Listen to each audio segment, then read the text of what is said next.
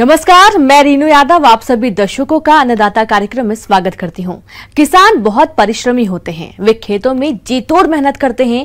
जो अनाज, फल और सब्जियां उगाते हैं, हमारे देश की अर्थव्यवस्था का लगभग समूचा भार उन्हीं के कंधों पर ही है। ऐसे ही भारतीय किसानों को खेती बाड़ी से जुड़ी बहुत सी नई, रोचक और लाभकारी जानकारियां देने के लिए हर रोज सुबह हम आपके साथ आते हैं। तो चलिए कार्यक्रम शुरू करने से पहले देखते हैं क्या है आज के अन्नदाता में। सागवान लगाएं, कम लागत में लाखों का मुनाफा कमाएं। लीफ कलर चार्ट के आधार पर गेहूं की फसल में यूरिया का प्रयोग। आपने एक कहावत जरूर सुनी होगी कि पैसे क्या पेड़ पर उगते हैं। जी हाँ, आपने बिल्कुल सही सुना। आप इस कहावत को सच में बदल सकते हैं। इसके लिए आपको सागवान की खेती करनी होगी, क्योंकि सागवान से अच्छी लकड़ी मिलती है। यही वजह है कि इसकी देश और विदेश में अच्छी खासी मांग है। तो आप किस प्रकार से करें इसकी खेती, आइए जानते हैं डॉक्टर श्रीधरन से।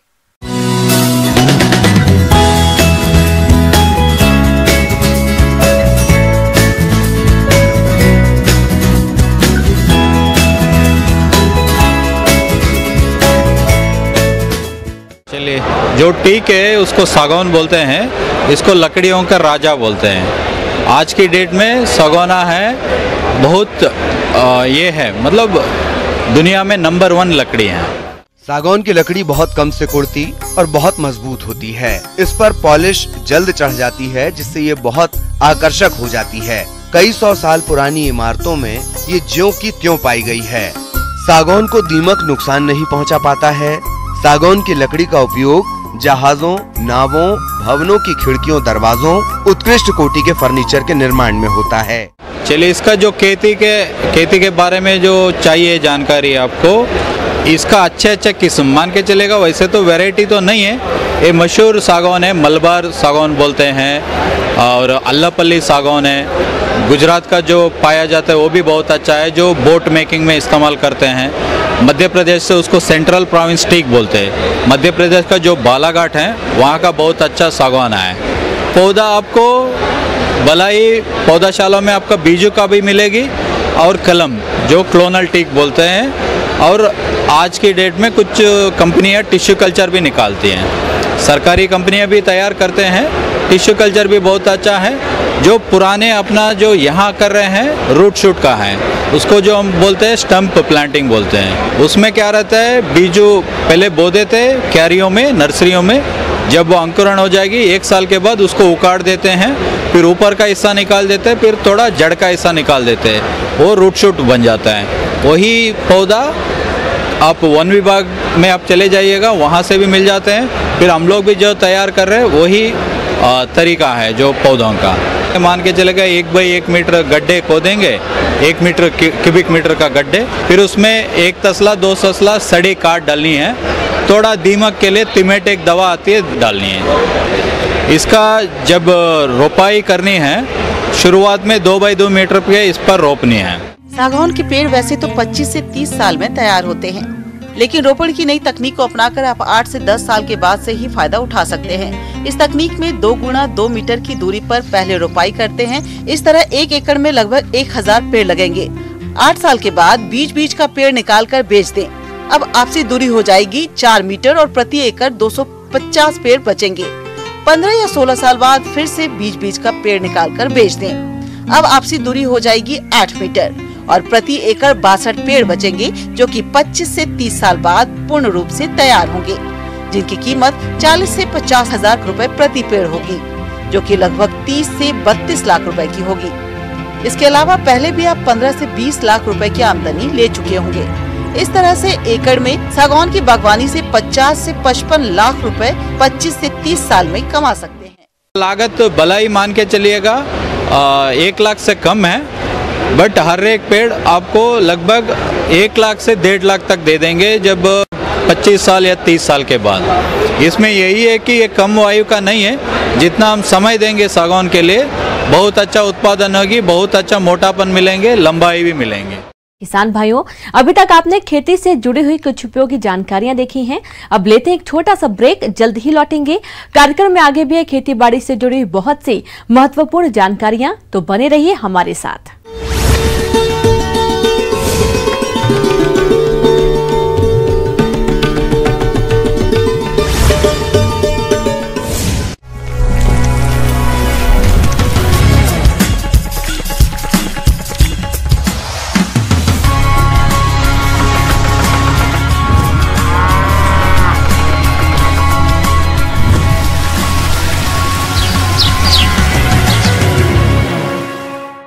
ब्रेक के बाद आप सभी दर्शकों का अन्नदाता में स्वागत है। चलिए अब रुख करते हैं अगली कड़ी की ओर।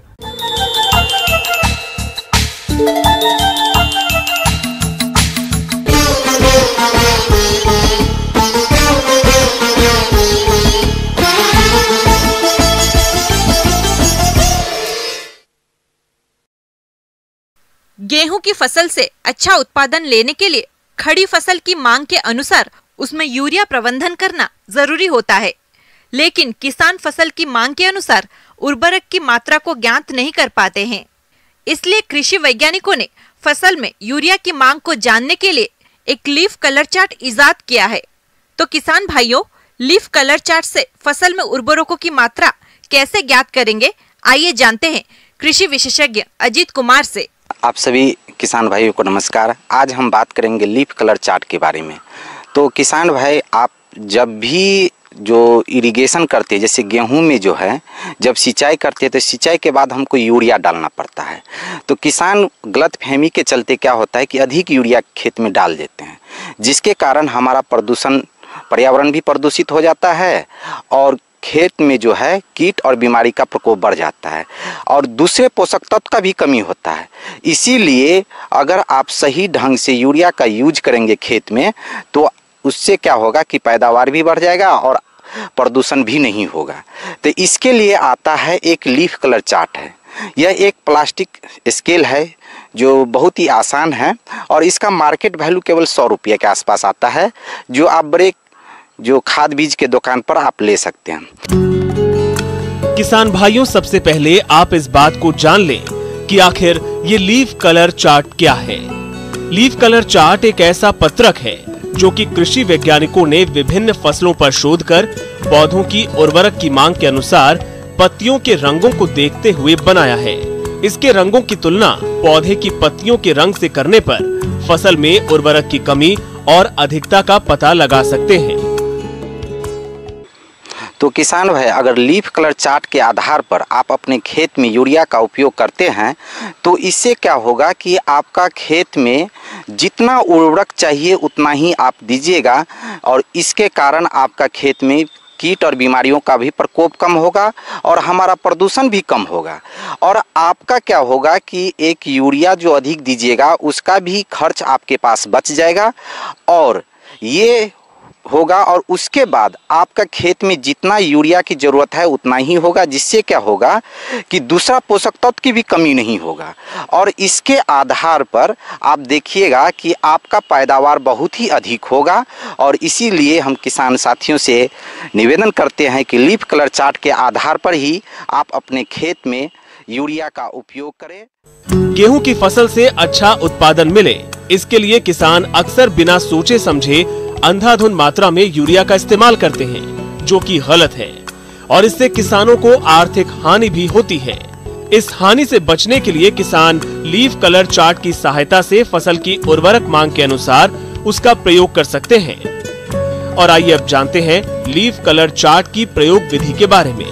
तो एक लीफ कलर चार्ट का क्या है कि इसमें अलग अलग लीफ कलर चार्ट में एक अलग अलग कलर होता है, जिसके नीचे उसका नंबर लिखा रहता है, जिसको हम लीफ कलर शेड भी कहते हैं। तो इसमें जैसे कि 3, 3.5, 4, 4.5, 5, 5.5 इस तरह का नंबर रहता है। इसको क्या करना है कि इसका मिलान जब आप जो सिंचाई कर लिए उसके बाद आप अपने खेत में सबसे स्वस्थ पौधा लगे जो उस पत्ते को उस चार्ट से मिलान करेंगे। और ये ध्यान रखिएगा कि जब भी आप जैसे धूप में मिलाइएगा तो आपका शरीर का जो छाया होगा उसी के नीचे आपको इस कलर से मिलान करना है आपको पत्ते से।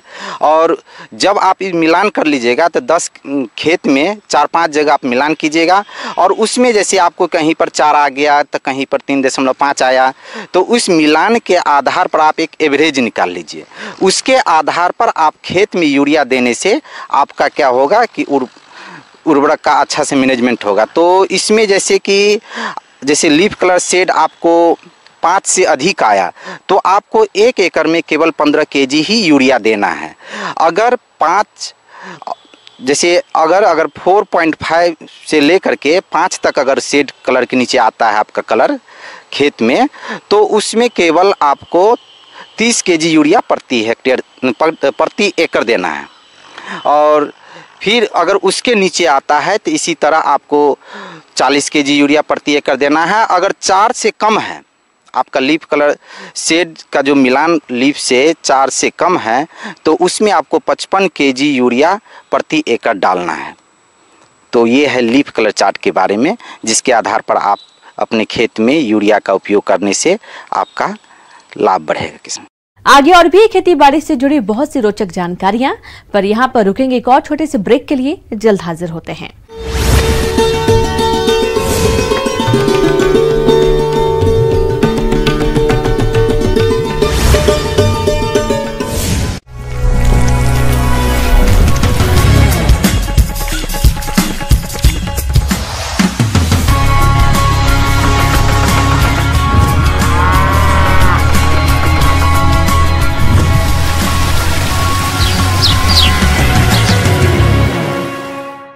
ब्रेक के बाद एक बार फिर से आप सभी दर्शकों का अन्नदाता कार्यक्रम में स्वागत है। बढ़ते हैं अगली प्रस्तुति की ओर।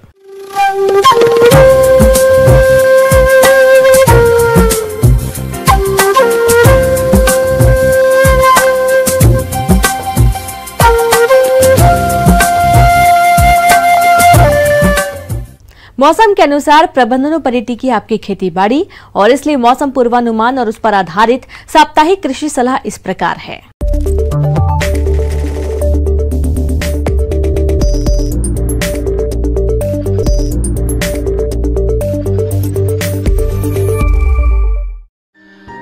ग्रामीण कृषि मौसम सेवा भारत मौसम विज्ञान विभाग सेवर द्वारा भेजे गए मौसम पूर्वानुमान रिपोर्ट के आधार पर आज आसमान साफ रहने की संभावना है। वर्षा होने की संभावना नहीं है। अधिकतम तापमान 33 डिग्री सेल्सियस और न्यूनतम तापमान 14 डिग्री सेल्सियस रहेगा। 3 से 5 किलोमीटर प्रति घंटे की गति के साथ हवाएं चलने की संभावना है। ऐसे में किसानों को सलाह है कि कोरोना के गंभीर फैलाव को देखते हुए किसान भाई कृषि कार्य को करते समय कोरोना वायरस के लिए जारी सरकार की सलाह का सख्ती से पालन करें और स्वयं की उचित देखभाल, व्यक्तिगत स्वच्छता, मास्क का उपयोग, साबुन से उचित अंतराल पर हाथ धोने तथा एक दूसरे से सामाजिक दूरी बनाए रखने पर विशेष ध्यान दें।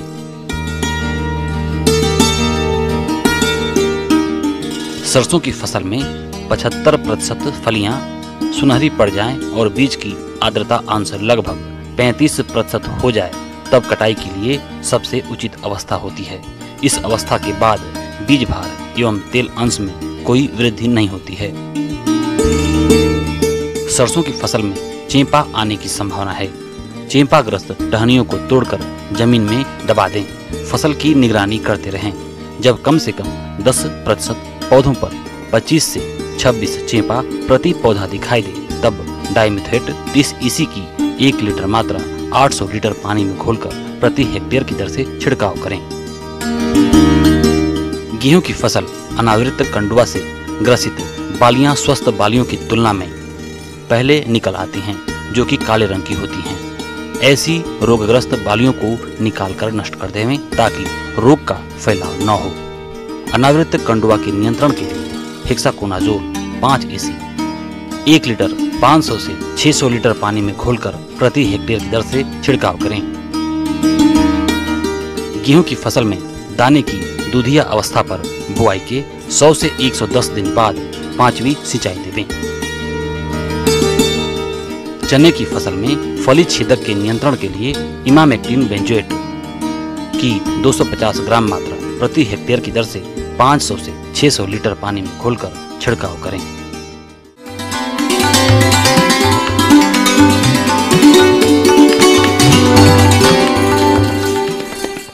अन्नदाता हेल्पलाइन निःशुल्क फोन संपर्क सेवा के माध्यम से आपके द्वारा पूछे गए प्रश्नों में से 1 या 2 महत्वपूर्ण प्रश्न को हम अपने कार्यक्रम में शामिल करते हैं और इसी के तहत आज का चयनित प्रश्न और उसका जवाब इस प्रकार है।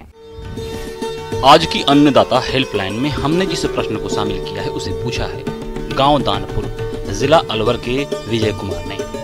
आपने शुकर के सागों की देखरेख के बारे में जानकारी चाहिए है, तो इसके लिए देखिए कार्यक्रम का यह अंश।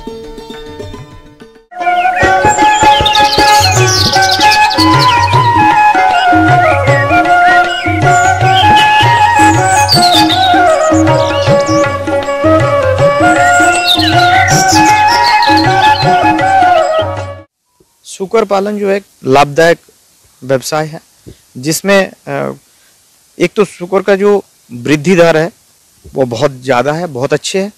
अगर देखा जाए तो एक विदेशी नस्ल चाहे क्रॉसब्रेड हो, मतलब जो संकर नस्ल का मादी है, वो लगभग एक बार में 10 से 12 बच्चा दे देती है और साल में 2 बार बच्चा दे देती है। जिसका बच्चे ज़्यादा होता है तो उसका मोर्टेलिटी भी ज़्यादा होता है, मरने का चांसेस भी ज़्यादा होते हैं।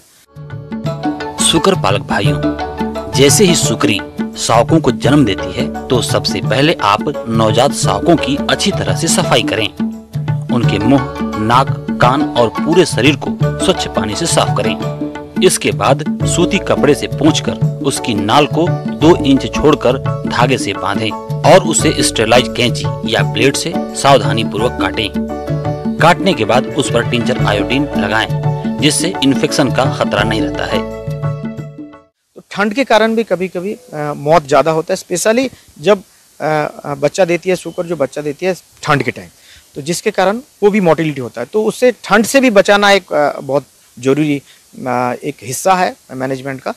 पहला तो है आवास, उसको मतलब जहां हम रखेंगे वो अच्छे से प्रोटेक्टेड हो, जिससे ठंड ना लगे।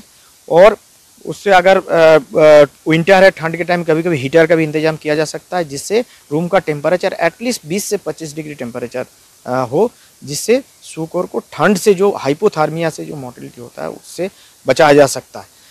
दूसरा है जहाँ शुकर बच्चा देती है उसमें एक गार्ड रेल लगाया जाता है, एक पाइप लगा दिया जाता है जो जमीन से लगभग 10 इंच ऊपर हो और दीवार से भी 10 इंच दूर में हो।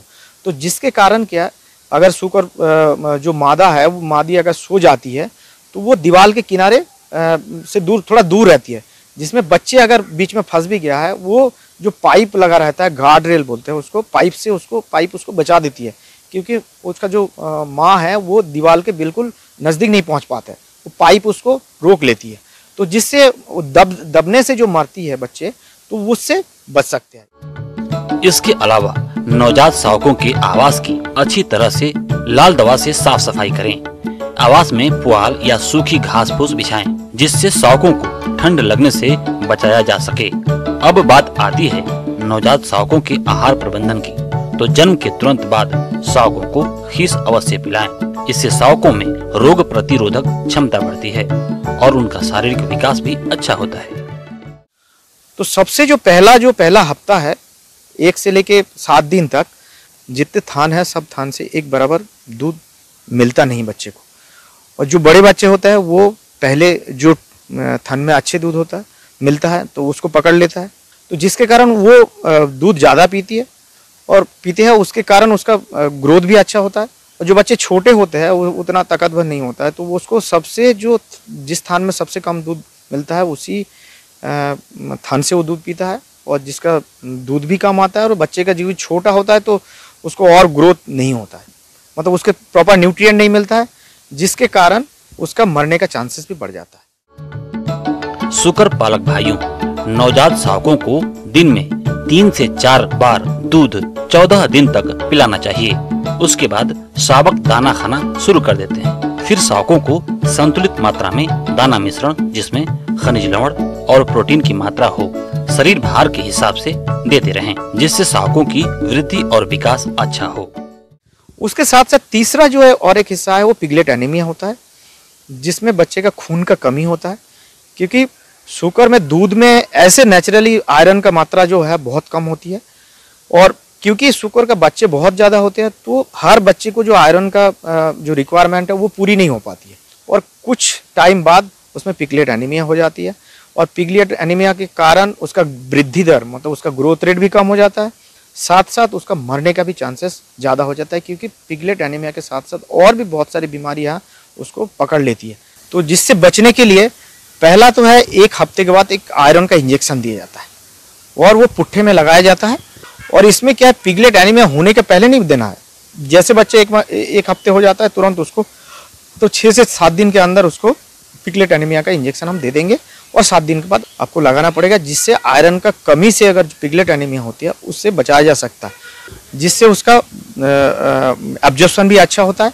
बाकी पशुओं में अगर कंपेयर किया जाए गाय भैंस और बाकी पशुओं की तुलना में इसमें ज़्यादा जो इंटरनल पैरासाइट्स होता है इसका ये ज़्यादा होती है। तो इसको आपको हर 2 से 3 महीने छोड़ के चाहे बच्चे हो चाहे बड़े हो सबको एक एटलीस्ट एल्बेंडाजोल और नहीं तो आइवरमेक्टिन का इंजेक्शंस, नहीं तो एल्बेंडाजोल आपको टैबलेट्स भी मिल जाएगा, एल्बेंडाजोल का सिरप मिल जाता है, ये फीड में मिला के उसको दे सकते हैं। तो आपको एटलीस्ट 2 से 3 महीना छोड़ के इंटरनल पैरासाइट को रोकने के लिए दवा देना चाहिए।